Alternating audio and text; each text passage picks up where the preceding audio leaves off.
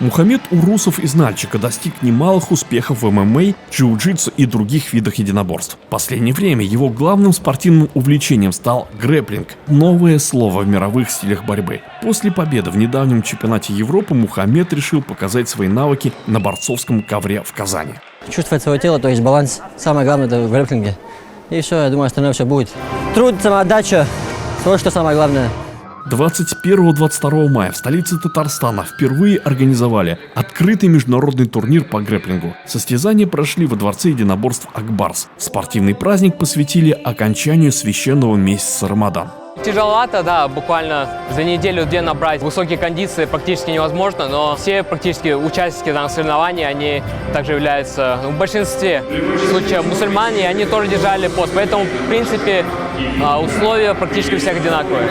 Оспорить солидные призовые приехали порядка 120 мастеров борьбы в партере из 40 городов Российской Федерации и близлежащих стран. В каждой из 8 весовых категорий в схватку вступали до 5 чемпионов мира или Европы. Это очень близко. Я считаю, что грэпплинг, борьба – это база и основа ММА.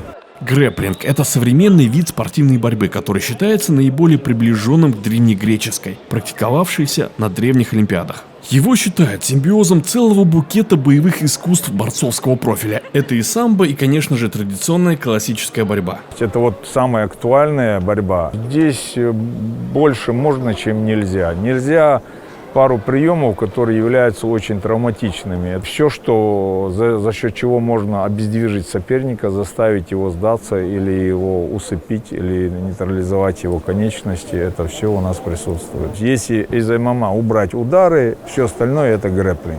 Схватка в основном происходит в партере. Разрешены любые болевые и удушающие приемы. Удары руками и ногами категорически не допускается. Недаром название грэпплинг переводят как захват, продолжающийся до подчинения. По утверждению представителей мусульманского духовенства, этот вид борьбы полностью отвечает канонам ислама. Есть определенные ограничения в нашей религии, то есть это удары по лицу, показывание гаурата, последних мест. То есть есть определенные разрешения, определенные запреты. И если борьба, скажем, боевое искусство подходит под эти правила, оно дозволено.